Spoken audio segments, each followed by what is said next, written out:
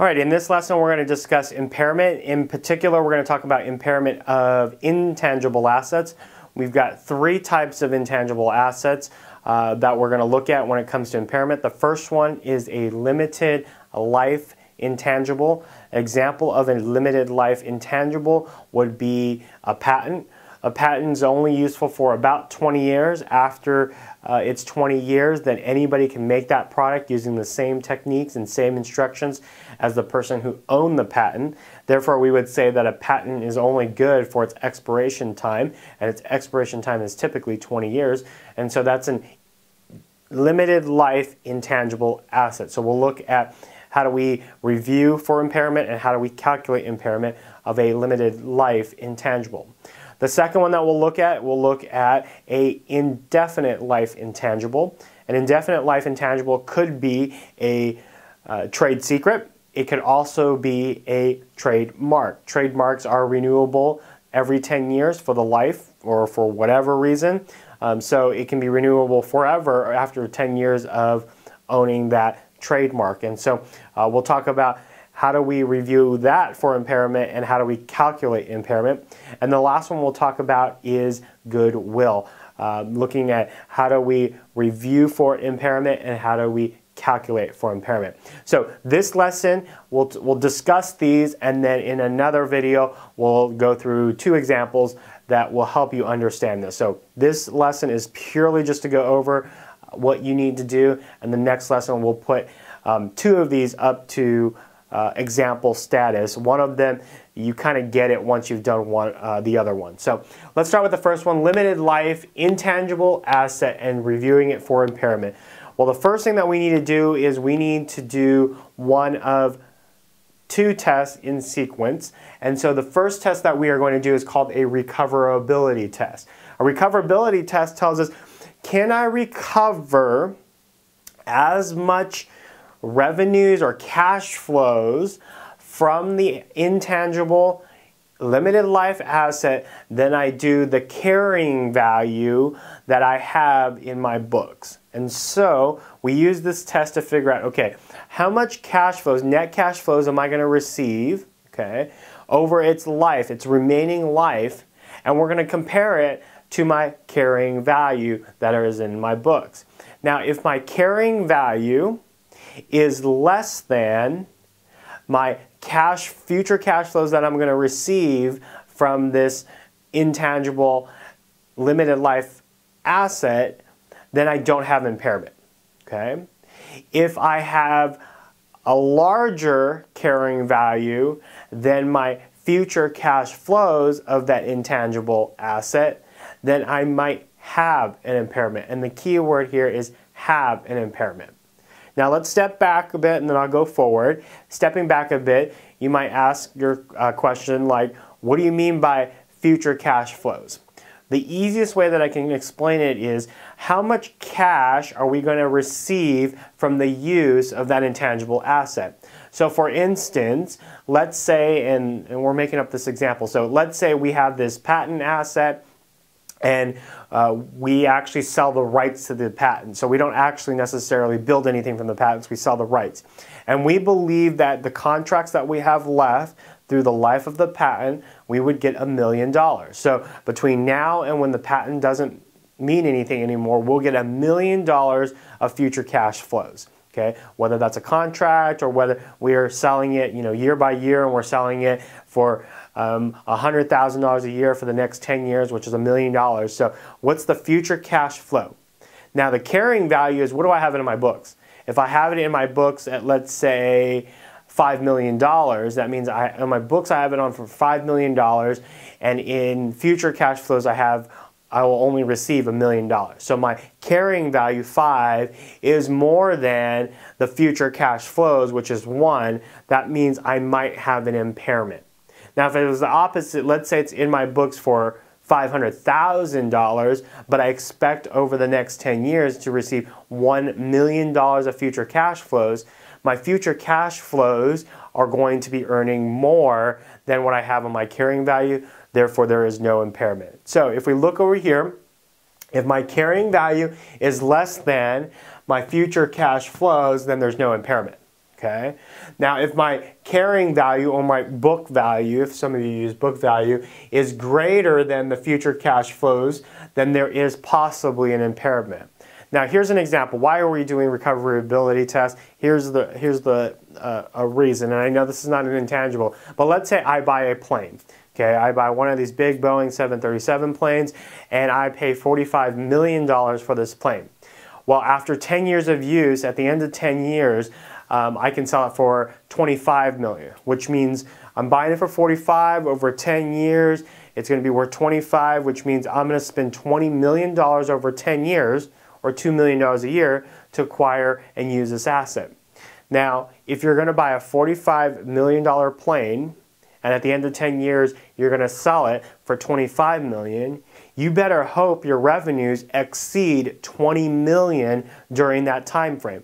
Otherwise, why buy a jet, right? So if it's going to cost me $20 million and I'm only going to receive $20 million in cash over the next 10 years, I basically break even, and that's not even counting the other expenses that go with having a plane. So when we're doing this test, we're just saying, hey, look, in my book it's worth this, but future cash flows is worth less, which means I'm not going to get as much as it's actually worth in my books from a cash flow standpoint. So how much am I going to recover? How much cash flows am I going to recover? And so that's why we use this as step one.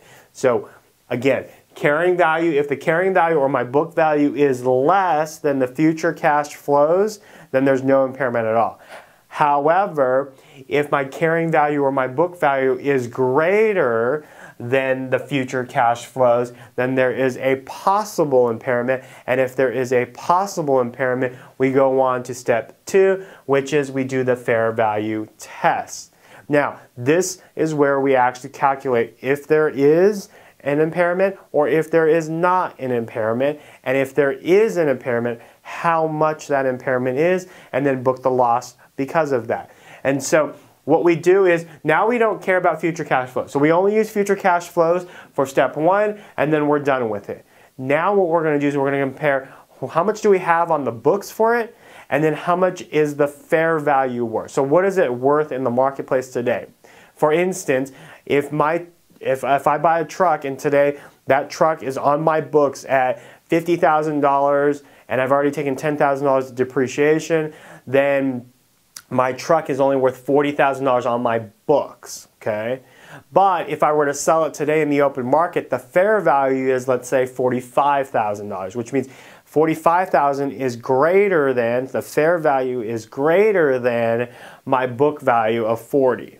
In that case, there is still no impairment, okay? So we go to step two and we say, okay, there may be an impairment. When we go to step two, we figure out if there is an impairment. And in this case, it's worth $45,000 on the street, but my books say $40,000. Therefore, there isn't an impairment, because what could I do with that truck? I could sell it for $45,000, which is more than the $40,000 that's in my book. So I would book a $5,000 gain when I sell the truck. So there's no impairment in that case. I'm going to have a gain. I'm not losing money. Now let's flip it. Let's assume that it's on my books for $40,000, okay? But I can only sell it fair value basis at $35,000. Because I can sell it only at $35,000, which is less than the book value, I now have an impairment loss. My impairment loss is $5,000, and I'm going to book a debit to loss on impairment or loss on equipment, and then I'm going to credit accumulated depreciation. Okay, so we just throw it into accumulated depreciation because that's where it needs to go. So debit loss on impairment or loss on the equipment, and credit accumulated depreciation. So again, first test, and then the second test tells us if the fair value is more, if it's worth more in the marketplace than what it is on my books, there's no impairment. We're done. If, however, the fair market value is less than the carrying value or the book value of my books, there is an impairment. Book a loss because of the impairment. Now remember, we don't do this until we've done this first, okay? So yes, sure, the fair value might be $35,000. It's in my books for $40,000, but we can get $100,000 in future cash flows. I'm still not going to put the impairment because my future cash flows is bigger than the carrying value, which this doesn't even matter. Okay, so recoverability test first, and then do your fair value test to figure out if there is truly an impairment and how much that impairment is. Okay, now let's talk about indefinite life. Indefinite life, we don't use the recoverability test, we just use the fair value test. So we almost just skip this top part and just do this part. Why? Because by nature, an indefinite life asset has an infinity life. So if we were just to say that the future cash flows is $1 per year, well, $1 times infinity is infinity, and infinity is greater than the book value or the carrying value. So if we tried to do the recoverability test, we would never have this situation, okay? Because the future cash flows would be infinity, and the carrying value could be $1 million, $2 million, $5 million, $10 million, $12 million, but that's still going to be less than infinity times even $1 or 1 penny. Okay? And so that's why we don't do the recoverability test on an infinite life, because it has an infinite life, infinity and beyond, times that by the a future cash flow. Let's say if it made a penny a day or a penny a year, it would still go into infinity, and at some point would be more than the carrying value. Okay? So we only use this, and same rules apply, fair value test. If the fair value is bigger than the carrying value, then there's no impairment. If the fair value is less than the carrying value, there is an impairment, book the loss. Okay, so one less step here when you're doing indefinite life, you can just look at fair value test and then you're done. Now Goodwill, we're going to do the same thing when we talk about fair value, except we're going to do 2 steps. Step number 1, we're going to look at the fair value test on the reporting unit. Okay, now remember, when does Goodwill come into play? Goodwill only comes into play when I buy out another company. So if I bought, let's say, company B, I'm going to pay more than their worth of their net assets. That triggers Goodwill. That is called the reporting unit. Company B is now the reporting unit. And because company B is the reporting unit, we're going to look at the reporting unit and then look at Goodwill.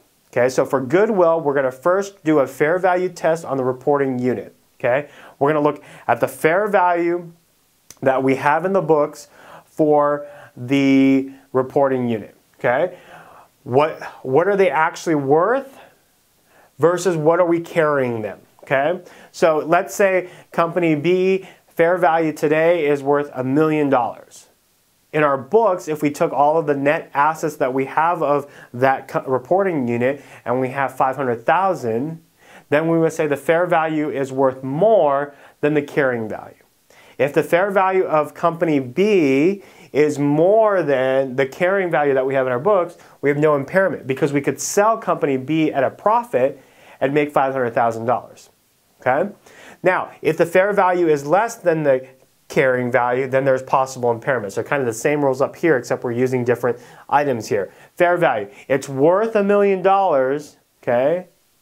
But on my books, it's on my books for $2 million, okay? Company B is on my books for $2 million, but they're only worth $1 million, okay? If that's the case, then we have a possible impairment. If we have a possible impairment, then we look at Goodwill, the implied Goodwill. We're going to imply a Goodwill on that reporting unit. We'll tell you, I'll show you how to calculate it later on, but in this case, if the implied fair value of the Goodwill is greater, so when we do that Goodwill and it's greater than our carrying value of Goodwill, then there's no impairment. So what we're saying here is when we calculate this implied Goodwill and it's more than the Goodwill in our books, we have no impairment. Because again, same thing. I could sell that reporting unit and make money from their Goodwill than because I'm carrying it at less. Now when we calculate this implied fair value of Goodwill, and if it's less than what it's in our books, the difference is a impairment loss, and so we're going to make an impairment loss and we're going to book the loss on our books. Okay? Again, it might not make sense, like, what do you mean by implied fair value goodwill? It's a calculation. I'll show you the calculation in another lesson, but I want you to get the overall understanding of impairment of intangible assets.